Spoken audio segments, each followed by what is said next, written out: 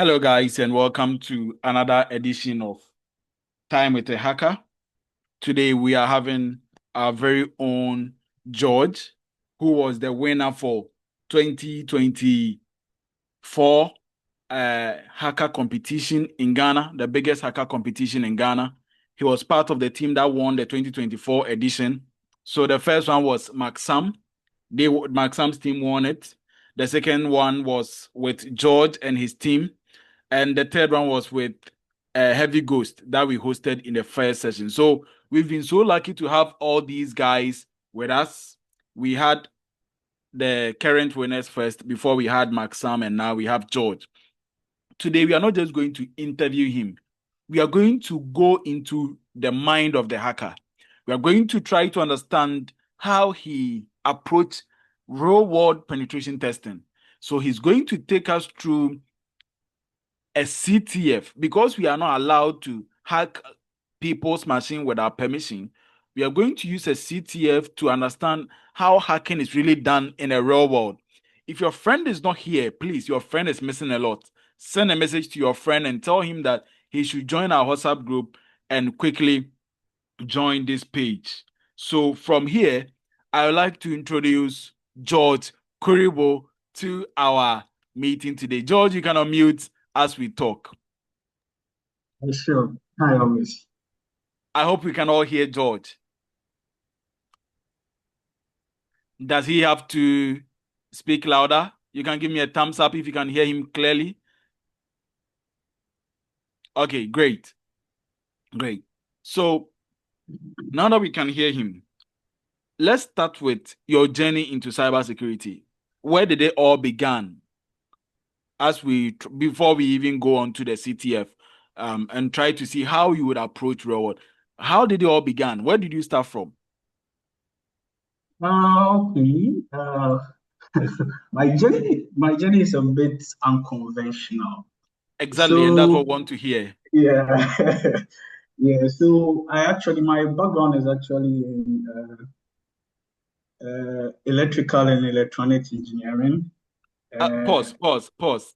yeah. Please, guys, can you hear him very well? I want to be sure you can all hear him very, very well.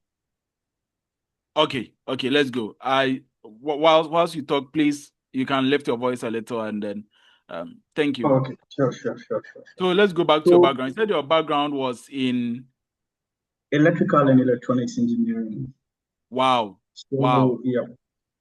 So I did that for a while. I have my degree, so I said I did that to the end. But I think during my level 200, I met Saeed. I don't know if many of you know Saeed. Saeed Ahmed Bala, one of the organizers of the BRCTF. If you So I mention met Bala him. in Ghana here Yes, and Bala. nobody has heard of him, please, if you have heard of Bala, Saeed Bala, in fact, I don't know him personally, but I Okay. was so happy seeing that he's the only person I know in Ghana here who has OSEE. Is that it? Something even beyond OSCP. Okay. Charlie, Okay. It's been a while I've checked. I didn't see the updates of he having the OSE. oh, I haven't seen that. Yeah, he I think it's anybody here to confirm for us? Because I know he's the only person. That's why I know he's the only person in Ghana here who has OSE, something beyond OSCP. OSED, sorry. Yeah. Thank you, Naruto. okay. Thank you. Okay, Wow, sure. Charlie, you met him. Please connect me. Let's Yes. go on. Let's go on. Yeah, so I met him with a group of friends who were working on a certain project in the north. So I met him. So as at that time, I was into web development. I was just starting out in web development. So Okay. React, JS, and stuff like that. Okay. But when I met him, I was like, oh, I have an interest in ethical hacking, but the material I'm seeing out there is not really doesn't give me what I need from a Charlie, practical standpoint. no. They'll be telling a Uh, lot of stories. stories, a lot of Oh, stories. So it wasn't and good, more theory than practical. you see, Yes. you So see. he was like, oh, he uses what do you call it? CTF sites to learn, and they are very good. They've helped him throughout his journey. So I was like, okay, Okay. that's fine. So he put me on some of the CTF platforms. I think he put me on the Try Hack Me and Hack the Box. And Okay. that was the time Hack the Box. I think right now is really Hack the Box. Right now is really easy to create accounts, but back then when you want to create an account on Hack the Box, you need to hack your way to actually create the account on Hack the Box. So that was the first one. That first challenge, I saw I saw a lot of stars in creating the account alone. I saw Oh, a lot of but stars. somebody is saying I that back saw, then you had to hack a system before you can create an account. You know, yeah, yeah, they yeah, were yeah. giving you clues. They will give you clues, and then you'll be solving the clues until now you are able to get an account for yourself. I remember those So days, yeah, but I yeah. really remember I think those days. right now they've made it a bit simpler, so it's just Yeah, easy yeah. to Now hack. you just have an email account and you just, uh-huh. So But, anybody who can relate in the comment section. well, I'm sure a lot of people can relate in the Yeah, conversation. yeah, yeah, yeah, yeah, Yeah. yeah, yeah, yeah. Oh, Yeah, so great, great, great, those great, were great. the days. Those were the days. So with that particular phase, that one took me a lot of time. Actually doing it, I took a YouTube video. There was a YouTube video I used, and the YouTube video step by step. One of those things that you are watching the YouTube video, but when you replicate it at your end, it's not working. So Hey, that back and thing, forth, that back and thing. forth. Yeah, Hmm. yeah. Hey. Back Oh, and forth, back Charlie. and forth, back and forth. Then finally it worked for me and I created my account. But you see, as a beginner, okay, this is my personal perspective, but as a beginner, I don't think it's advisable to start with hack the box. Okay, Like if you are starting out fresh, like clean, it's not advisable to start with hack the box. So okay. after I followed the steps on the YouTube to create the account. I realized that I start a machine and I am so out of my depth. Like I don't know what is going on. Like I don't know, completely lost. I don't know what is going on. So I do it, the basics, the scan. Then after I do the scan, I'm looking at the output. I don't really understand the output. The output is looking at me. So I reached out to him again. I reached out to him again, and he was like, "Oh, then you let's try with try hack me." I was like, Okay, fine. okay. So I moved to try hack me. But there's something, you see, when you are hacking, you use a lot of Linux-based distros or Linux-based OSs to perform your hacks. And as at that time, I wasn't really familiar with the command line. I wasn't really familiar with the Mm, command line. So what I did was I don't know if you guys too have come across over the wire. yeah, I've heard of it. Bandit War Games. Uh, Exactly, the war game. Exactly, exactly. So Bandit, you see, Bandit but but but focuses but on. but, but let's make people understand what it is first before we talk about Okay, it. sure, sure, sure, sure, So, sure, sure. for those of you who don't know Bandit War Games, it's a site that have some kind of CTF style learning to it. It is used to, for me, I use it to learn how to do, how to use Kali Linux. I was new to Kali Linux. I didn't know the commands. To understand the in and outs of Kali Linux, I had to do this. The commands that were being used in there really helped me. It teaches you some nitty gritty that you need in your daily life. So somebody has posted, Naruto has posted the URL in there. Naruto, thank you so much.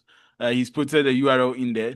If you want to start learning Kali Linux or Linux, this is the platform I recommend for you. Also, I have created some videos as to how you can do some of these things. It's on my YouTube channel, where I'll upload this same video. I've created videos that will help you to navigate your way around the first few challenges. So please go and watch it so that you understand. Um, the YouTube channel is Hack with Elvis. Let's go on. Let's go on. So you used Bandit War Games, uh-huh. Yes, so I used Bandit. Then I studied the Linux distro very well in the context of the command line. So once I was done with that, then I now moved on to the Try Hack Me CTFs actually. So I began with the walkthroughs. You know, they are divided into two: the walkthroughs and the challenges. So I began with the walkthroughs, then I moved to the challenges. So Okay. walkthroughs, Okay. with the So walkthroughs, I moved to the how different is challenges. the walkthrough from the challenges? the walkthroughs you are guided. So Okay. let's say the step by step. So You I should not just perform. go into the CTF. I would have to first do some walkthroughs and then I will be able to understand the CTFs, right? Yeah, so when I say walkthroughs, I don't mean walkthroughs in the context of walkthroughs. What I mean is the rooms on TryHackMe, we have the walkthrough rooms and we have the challenge rooms. Okay. You get it? So with the walkthrough rooms on TryHackMe, what it does is that it's step by step.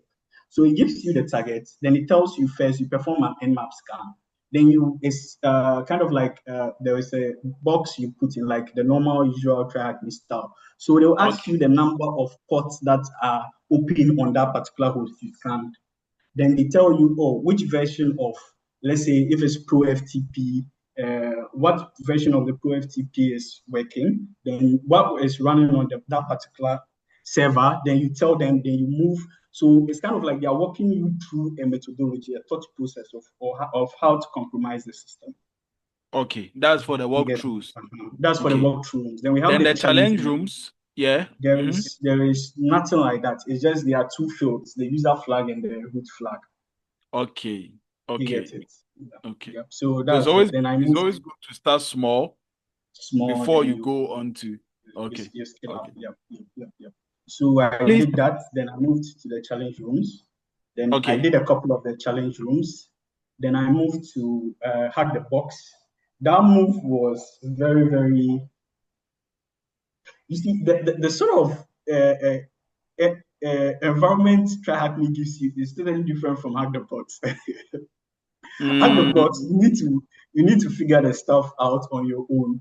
So your research and stuff, and that was even before the time of hey, why do I say this and I feel so old? It was before the time of AI, so you cannot ask prompts that is, you need to go into the hinterlands of the internet to be able to get certain information because that's how those rooms are, what do you call it, are designed to push you to your limits so that you can improve on your research and stuff like that. So I moved to that. I did a bit of that, then just continued. I did Pont to Dawn. I did Pico. I've just been around the block, yeah, basically. I've just been around the block. So I just did that, then upskilled. oh, But don't just that's, brush over these things. So you are doing oh, CTF, you are doing Pico CTFs, you are doing it's, these are top CTFs guys that he was solving, oh, and he's making it look as if he was just doing small things. so you see, the thing is, CTFs, they are in two parts. You get Okay. it? We have the Jopeti style, then we have boot to root. So Pico is more of Jupyter style, where you have it's divided into different sections. We have cryptography, we have web, we have reverse engineering, stuff like that. Then we have boot to root. Boot to root is an actual server. Then let's say you compromise the service or something, then you get to a user. You get to user. When you get to user, there is a flag on the user that you can use to prove that you have compromised the user. Then you try and escalate your privileges to root and also get a flag to show that you have compromised that. You get it. So that is how that people are asking how old I am. that I'm not that old. He's I'm not not that that old. old. He's really not that old. I'm not that Uh, old. but he started the journey some time back. Yeah, That's I fine. started it. I started the journey in 2019. Okay. Yeah, Okay. 2019. So 2019. Yeah. so this is to say that Charlie, it takes time to build skills. If you try Yes. to just skip some steps, in fact, I've known top people who always come back and say they wish they learned these things, they wish they knew these things. Yeah. Yeah. And it's good you know your basic stuff before you go into hacking itself. It really helps. It really helps. Okay. um I don't want to say let's pause here, but I know many people came here because of the hands-on things. Are you Okay. ready to share your screen? I am. I am. Okay. So please try sharing your screen so that we delve into it. He's giving us a bit of his background, the types of CTF that we have. He said we have boot to root, we have Jeopardy style, and he's introduced us to some things. I hope we can all see his screen. This is the screen for hackers. Kali Yeah. Linus. Kali Linus. Charlie, Yes. Can I get some emojis to show if you are all with us? Great, great, great, great, great. Naruto, please check your message. I've sent you a private message. Um, guys, you see his screen? Let's go for it. So, whilst today we are going to solve a CTF, but please, the motive is not just solving the CTF. The motive is to understand how hackers think, how he would have thought about what is he looking out for. Why is he doing this? Why is he doing that? So if you have questions, quickly drop it in the chat whenever you have a question, and I'll ask him for you. Is that okay? He's now going to solely focus on the CTF. We are going to take a CTF from Proving Grounds. One of the big platforms we have. Proving Grounds is from Offensive Security, those that created Kali Linus and those that have this certification, OSCP and the others. So let's go. Let's go. I'm giving all the time and space to you. Let's go. Okay. Okay, sure. Just a disclaimer though, I think we even spoke about this. How I would approach a real world uh, pen test might differ a bit from how I will approach a CTF like this. So in the course, I try and draw similarities between this particular one and what you normally see when you're actually performing a real world pen test. Then from there, if you have any questions, you have any thing to ask, then we just take it from there. Is that fine? Yeah, we are good. Yeah, we are good. Yeah. Okay, sure. Okay. So first, I need to connect to the Proving Grounds VPN. So he's trying to connect to their computers, but the only way he can do that is to connect via VPN so that he would be able to access the computers there. So that will be done via TAN O. That's TAN 0. If you do I IF config on your Kali, you will see TAN O there to show whether you are connected or not. So just as Elvis said, these are the interfaces, the Can you wireless make and the wireless command bigger? Can you interfaces. make it bigger, like Control Shift plus, so that it becomes bigger? Control Shift Um, plus. because it's from the virtual machine, I'm coming. Uh, Preferences, yeah. Um,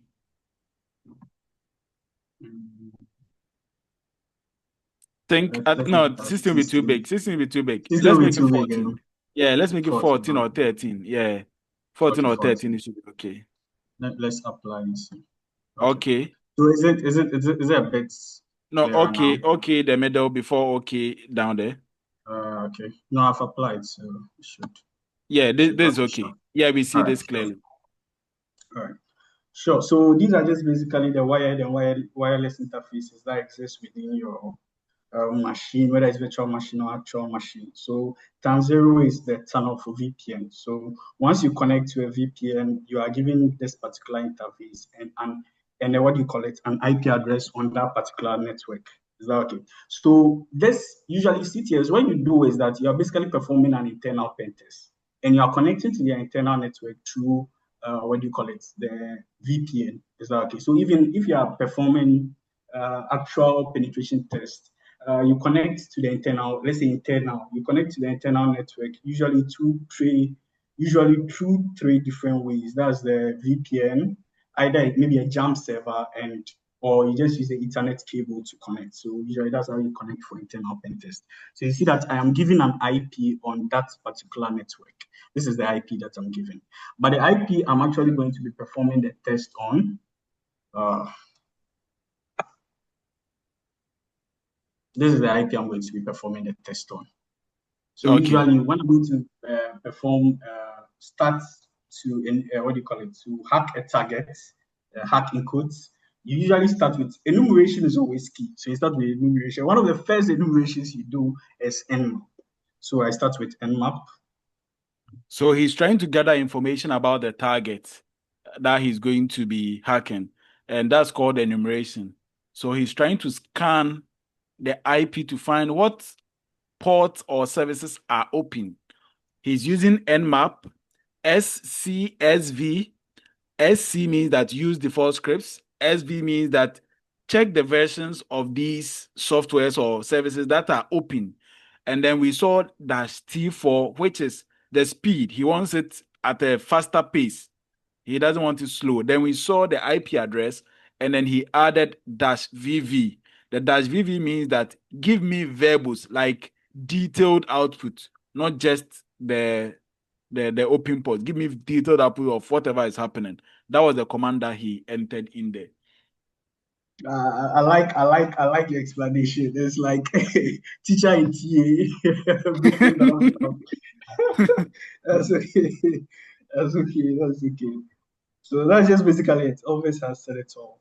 So right now you can see that the Nmap has discovered certain ports that are open. So in this field, you know certain default ports. Once you start this field, there are certain ports you will just know off the top of your head. 53 is one, 80 is one, 445 is one, 139 is one, 135 is one. Those ones you just get to know them and you know the services that run on them. And per the services that run on them, you can discern the sort of environment it is. Exactly. You can discern the sort of environment it is. So when we look here, you see 53, that's DNS. 80 is HTTP. So where if you look at the version, you see simple DNS plus. So it's telling you what's running on it. Exactly. Let's go. Yeah. So it tells you see the version. So it can be a DNS, but what version of DNS is running on it? That is information. Sometimes it also gives the version numbers, as can be seen from the Microsoft IIS server. You see that it's 10.0. You get it. So okay, Elvis, you come first. Yeah, I was saying that. So from Microsoft IIS, HTTPD, and whatever is written there, if you don't know it, and you're coming up, you can just browse it. You can just Google it. Is that okay? You don't have to know it when you are coming up. But as you do it over and over, once you see it, you know what you are looking for. So it comes with, first, you have to browse on it, check more information about it, read as much as you can about it. So, for example, we are seeing simple DNS plus. Just pick simple DNS plus, put it in Google, and a lot will come out. This, you don't put it in AI. You won't get more information like you get from Google. Let's go on. Yes, and just something on the AI bit. You need to be careful with, that's when you actually enter industry, you need to be careful with what you put in AI and what you don't put in AI, because you are working for clients, and that's clients' proprietary information. So you don't just copy outputs with particular usernames, IPs, and just go and give it to AI that is out there, if you get what I'm trying to say. So you need to be careful, even using AI for some of these research and stuff. You need to be careful how you do it, especially if you are doing a pen test for a client. Is that okay? So that's just something I thought I should throw out there. Yeah. So we have DNS, then we have Kerberos, 88 Kerberos, then we have DNS. Now, if you have done this for a while, you know that when you have DNS and Kerberos open, usually on a Windows server, it is most likely AD, the domain controller. Okay. Okay. So if you have done any form of, should I call it, bit of sysadmin, you know that the main idea of joining machines to domain controllers is just to make the IP of the domain controller the DNS server. So that means that the domain controller has to run a DNS server service. If that makes sense, and if that's so let's break it down. What is DNS server? What does it even do in a system? What's a DNS server? Okay, DNS. All right. So let's take. Let me break it down quickly, and then we move on.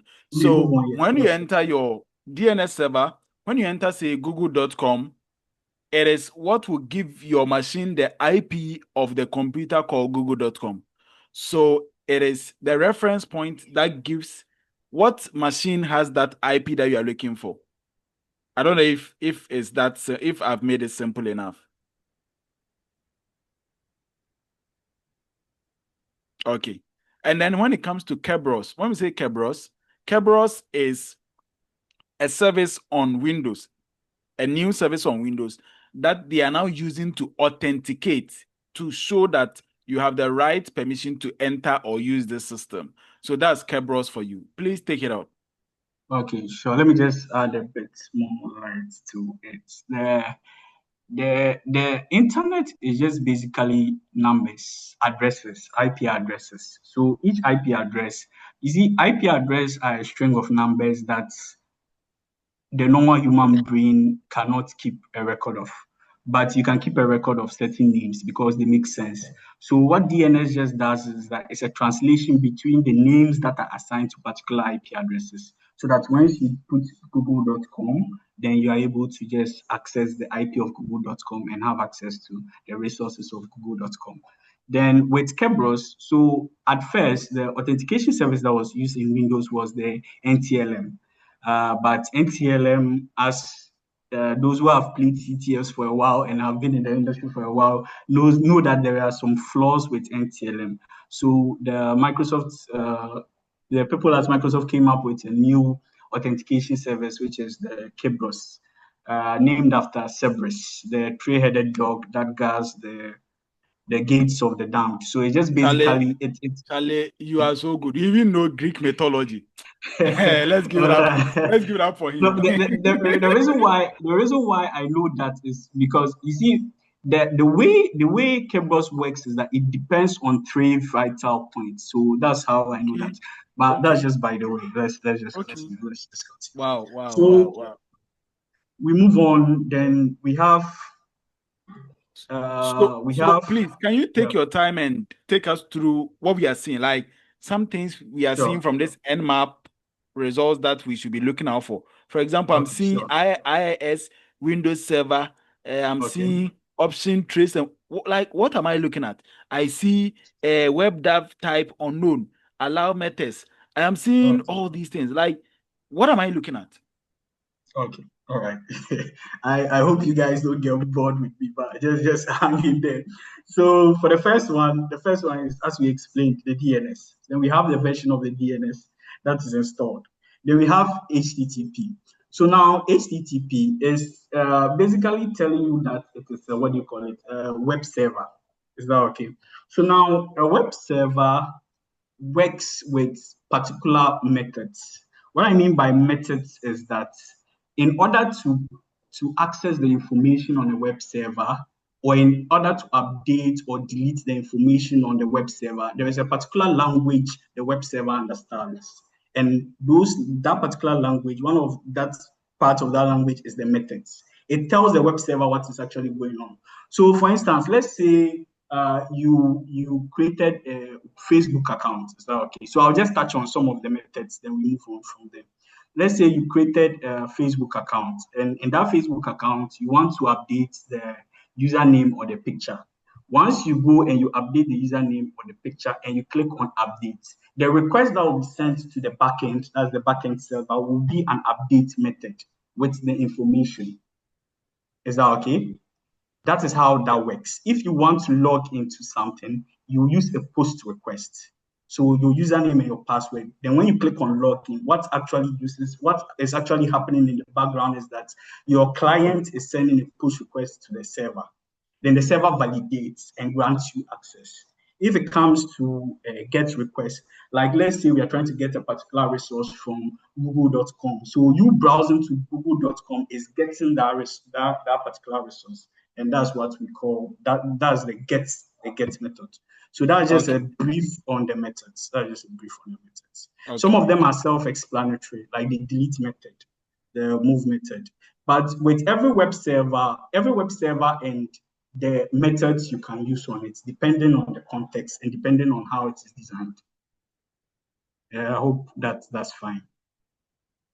Yeah, that's clear. That's clear. Let's All right, go. Let's go sure, on. sure. So we move on to 135, 139.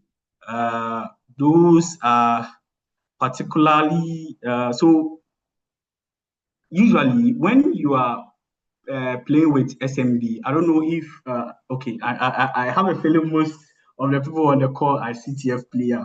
SMB is not only one port that is associated with SMB. So 139, for instance, then is it 139? I think it's 139, 135, then 445. They are associated with SMB. Then 389 is LDAP. Then we have the LDAP S. Is that okay? So these are some of the protocols that each protocol has its form of is a particular service that's running for a particular purpose. That is just basically to transfer information. Is that okay? So usually when I do a scan and it's an what do you call it, a Microsoft or Active Directory environment, the first thing I check is SMB. Okay. SMB is the first thing I check. And the reason why I check SMB is if there is now authentication. And if there is now authentication, are there some shares that might have sensitive information I can leverage on? You get it? That is one of the things I check. So now, under normal circumstance, when you run Nmap, the default scripts that run are supposed to give you that information. But it's just that sometimes they don't. Is that okay? So you just have to check for it and see. Is that okay? Do we have null authentication?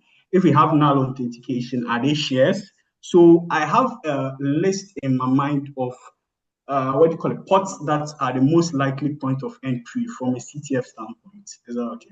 So FTP, SMB, LDAP, sometimes Kerberos.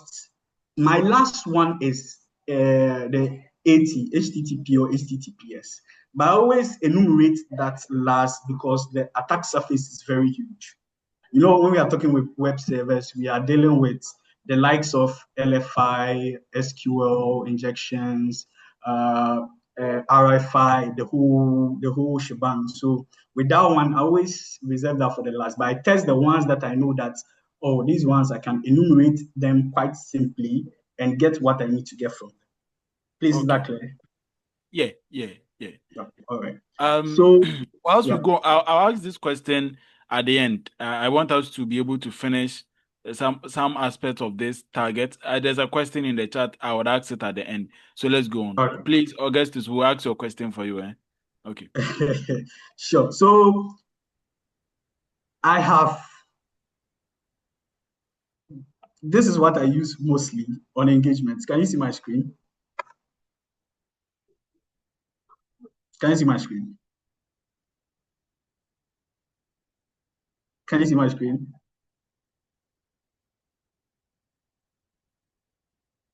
Yeah, hello? Yeah, we can see your screen. I see NXC and I see a spider with NetExec. Yes. So NetExec was once QuackMap exec, but now it has been upgraded. If only I can tell you the number of times. This is what, if I go on an engagement and I have only NXE in my toolbox, I am comfortable. Is that okay? Because yes, if I have only That's how NXE in my important it is. toolbox, Okay. I am comfortable. I am good to go. I am good to go. There are other tools that do the same thing, but I use NXE because it's simple and it doesn't leave traces on the, what do you call it, the environment which you are trying to get. So for instance, let's say you want to get the Bloodhound files to be able to find a path to domain admin. You know, at first, what you needed to do was to upload SharpHound onto the, what do you call it, the endpoint before you can be able to run SharpHound on the endpoint before you can be able to get it. But with NXE, I can just do it from NXE, from my Kali. There's no need to do it. So stuff like that. I just like the idea that I don't have to run, because you know, usually in environments like that, they have EDRs, endpoint detection and protection there, and most of them they monitor for new processes. So when you run some executable that what do you call it, that's malicious, and you see that it trigger, you get it. NXE has some aspects of that, but it's less signatured than the, what do you call it, the SharpHound and stuff like that. I see. I'm really learning a lot. Give me a thumbs up if you have really learned something in this session. Yeah, let's go ahead. Sure. So So I we think the start with C the, didn't come.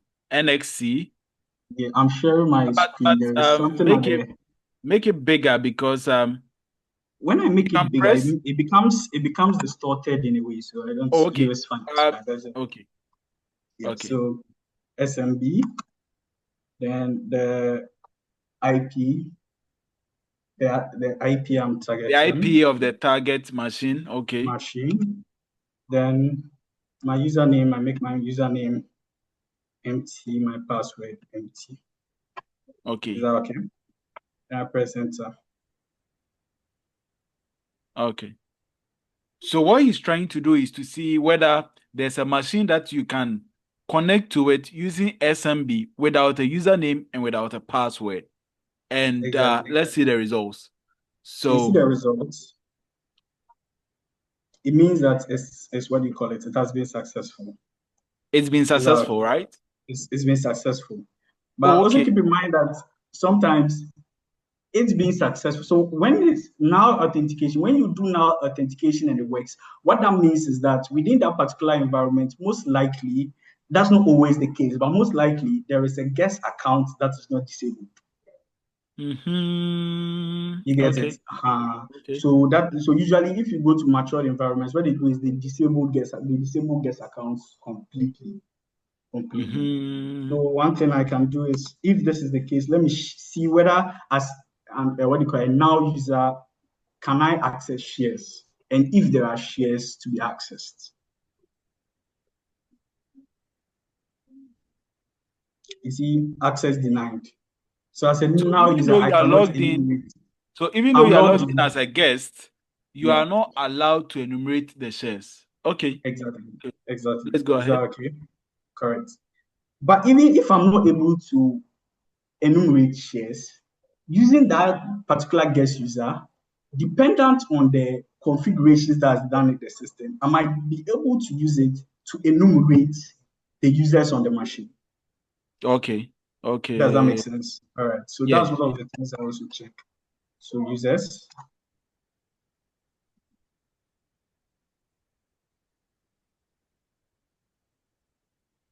you see, I haven't gotten anything. Okay.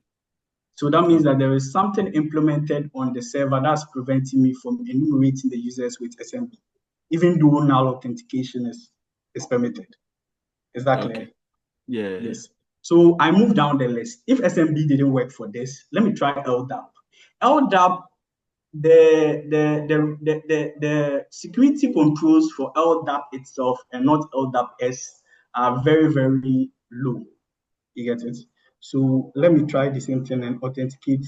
So to authenticate to LDAP, all I need to do is just to change the SMB, the protocol here from SMB to LDAP. Oh, so the tool is that simple to use. It's just that simple to use. Then you And see that, yes, we yes, are it has having accepted. okay. Okay. Sure. So now let me see whether I can also enumerate users using the LDAP. Is that okay? Wow, I can. Oh, You okay. get it? These are Okay. all users on the system. Mm, Is that okay? Now, this is something I think, if you see the description part, you see that when you look at the description part, there is a description for the guest user, built-in account for the guest access to the computer. That's there. Then we have for the FM, let's call it the FM user for for throughout this walkthrough. Let's call it the FM user. So easy for the FM user. We have password set to, and there's a password here. okay. So the administrator who set this up created a description, Correct. and And kept with the the actual description, he password decided of to that put user. the guy's password there so that he doesn't forget. Yes, Oh yes. wow. So let's say this is something that is actually prevalent in environments. They Okay. create a user, they create an AD user, and when they create an AD user, within the description, they might give the password or some information that is sensitive that you Mm, can use in lateral movement or whatever, or even in initial access. So okay. usually when I don't know how many, please, if you have heard of the IP version 6 exploitation, just give a thumbs up. IP version 6 exploitation. Man in the middle 6. You leverage on man in the middle 6 and the NTLM relay. If you have heard of an attack like that, just give me a thumbs up. I just wanted to speak on something related to that. Okay. Only two people. Oh, okay. We have like three people. Yeah. People. Okay. So you see the output from that particular attack, you see that is in columns, and each of the columns, there's one of the columns that's description. That is where you find it. Even if you take your, what do you call it, your Active Directory, you have home, at home, you set up a DC, a domain controller, you can open it and go to your OU, your organizational unit, a user, you just open a user, then you see the breakdown of the user. There is a description portion there. Within that description, some sysadmins always put some sensitive information there, which we can use to move within that environment. So this is just the scenario this CTF is trying to give us. Paint. Okay. Exactly. Okay. Exactly. Okay. All right. So what, So what is now, trying that sometimes you can find this in the real world. It's not just in CTFs. Let's go ahead. all right, sure. Wow. I just realized in order to move on, I need to run my nmap. Let me run my nmap scan at a different place again. I need to reference the nmap scan.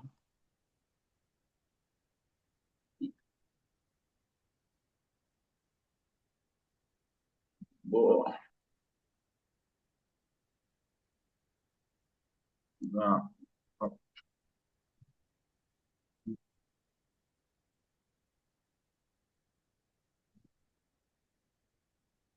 So now we have credentials, but SSH is not open for us to just log in, is it? SSH is not open for us to log in. Is that okay? Yeah. So within Windows, there is something that we call WinRM. WinRM is just a protocol we can leverage on to run a shell. Is that okay? So, sorry, you let the nmap scan. So the WinRM is more like Windows remote access. Yes. That allows remote access from anywhere you are to be able to remote onto, like as if you are working on that particular computer. So that's WinRM. Let's go ahead. All right, sure. So I know the port for WinRM, so I can see it here, but I want the script to run. Yeah, that's it for myself.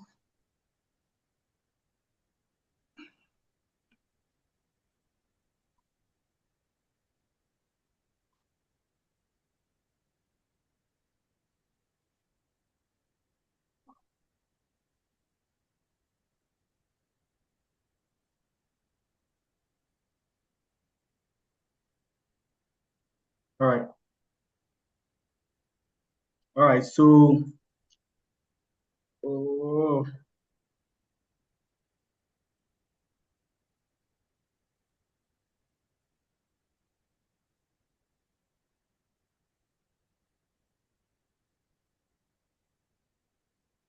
this is interesting.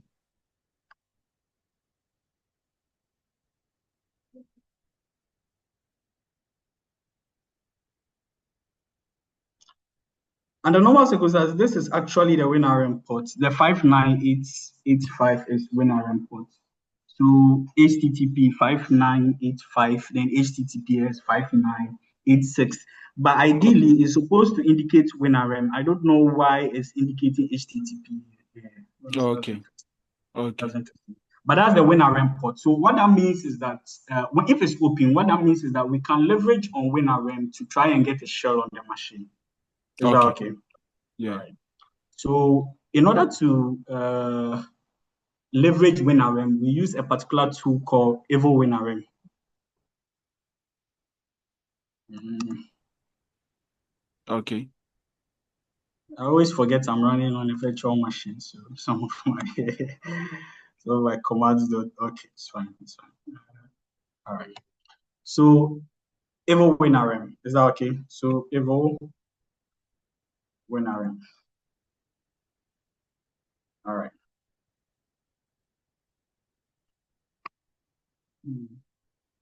Like when you are using Evo WinRM,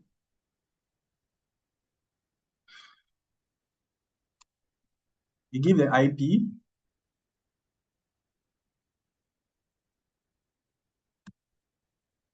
So tag I, then you give the IP. Then the username.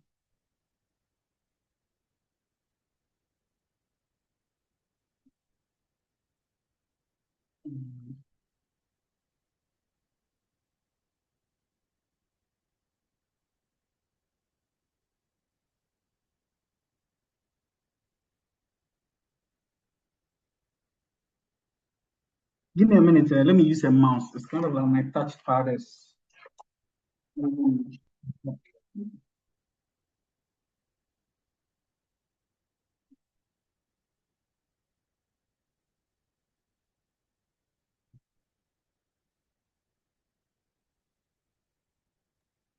Whilst he's trying to do that, can somebody help me clear that red thing on the screen?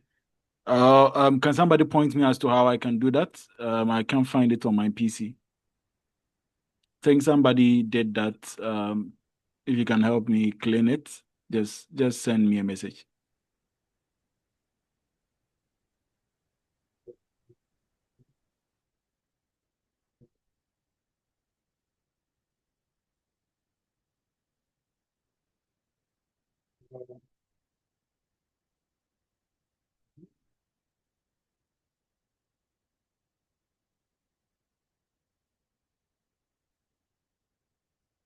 This selection.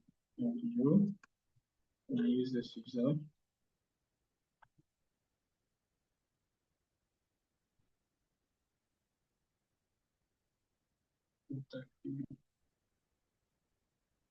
Use this password.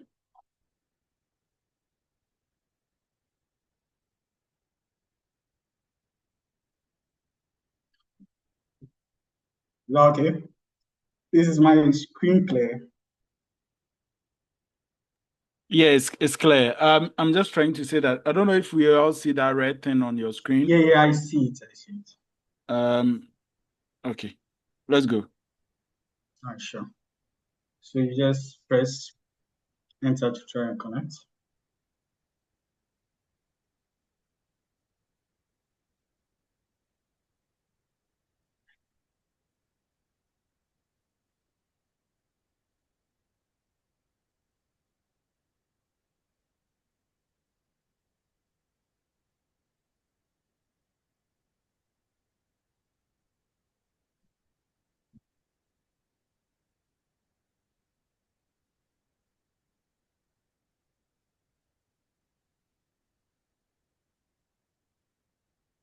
All right. So we see that there is an error. Is that okay? Yeah, I see an error. Yeah. So this might mean that in the background or on the server, there are some access controls that have been kept in place to prevent this particular user from connecting through WinRM. Does that make sense? Yeah. All right. So right now we know we have a username and a password. Is that okay? So right now we know we also have SMB. So we can also try this username and password on SMB and see whether this particular username and password can also access some shares if there are actually shares. Is Okay. that So okay? what you are saying that we found a default, we have found a great username and password, but this user Yeah. is not allowed to remote onto his PC to work. He Yes. doesn't So have this that user is not allowed access. to remote using WinRM. Okay. Yes. So now we are going back to do the same thing we did with the guest account to now and see if this guy has access to any SMB shares, right? Exactly. Exactly. Thank you. Let's go on. All right. Sure. So net exec.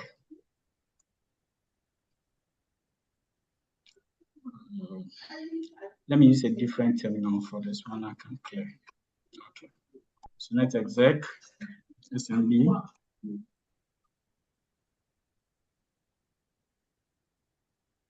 IP you get a username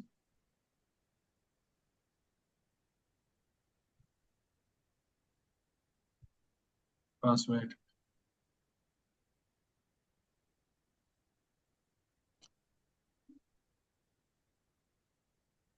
This is an interesting password. Maybe one of you can tell me if you've seen it in a word list before, because it's interesting. Face. Yeah. All right.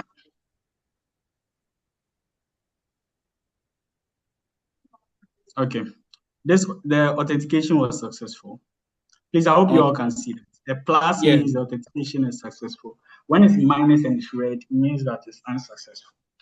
Oh, okay. Okay. So now let me see whether I can enumerate shares here.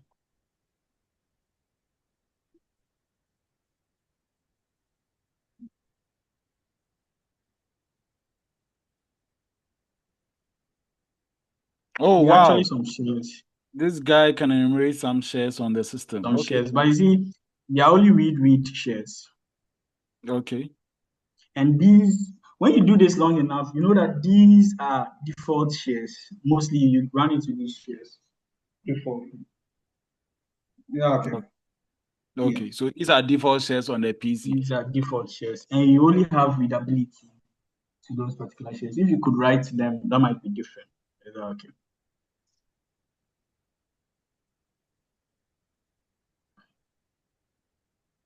All right.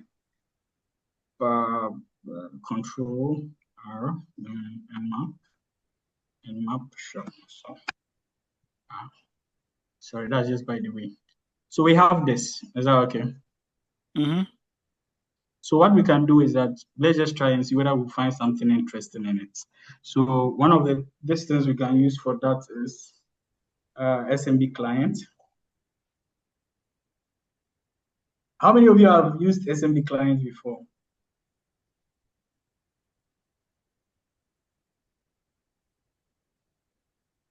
Okay, sure.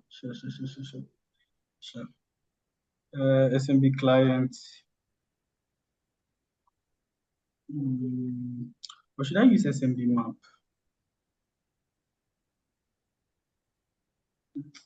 Let me use SMB client. Null authentication, then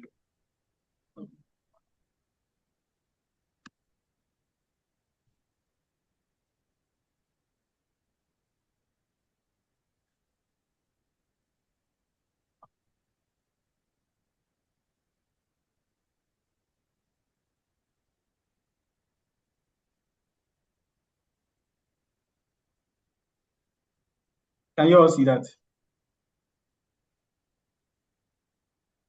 Yeah, hello, can you all see that? Yeah. So this is for null authentication. When you try null authentication into the share, it doesn't work. When you use the username,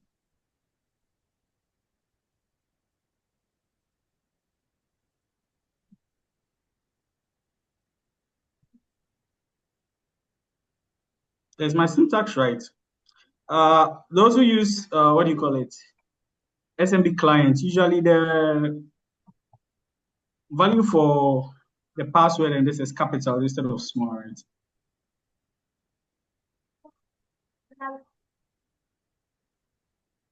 From web group. Okay, so you can just use the username, then it will ask for the password. All right. So let me use this password. I wanted to use the password because I wanted to see it. So I'm going to copy and paste that. So, right. Please, can you all see we are now in? We have an SMB shell. Can you please see it? Can you all see it? Yeah, we see it. Yeah. All right, sure. So let's check what is in it. You see that there is nothing in that one. Okay. There's So you nothing type there. the dir to see if there Yes, were so you any can use files in sorry, and there. let me just bring this. I think this is something I should have brought up. Usually when you enter a shell you are not familiar with, always type help. When you type help and press enter, you can see all the commands you can run within that shell. Okay. Yeah. But I just sorry, sometimes I've done this so many times. I just yeah.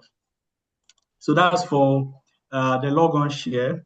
Let's check for the sysvol share and see whether we'll find something there too.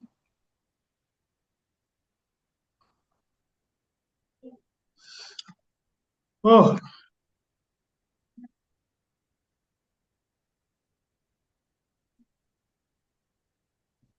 Yes. Okay.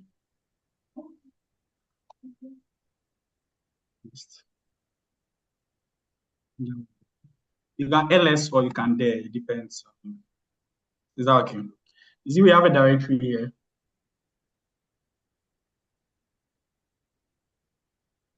Can everyone see the directory?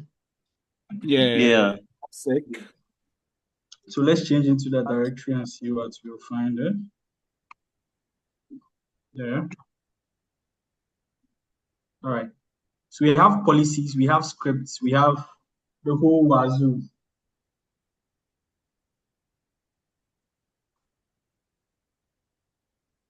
We have the whole wazoo. So we can check. Let's start with policies.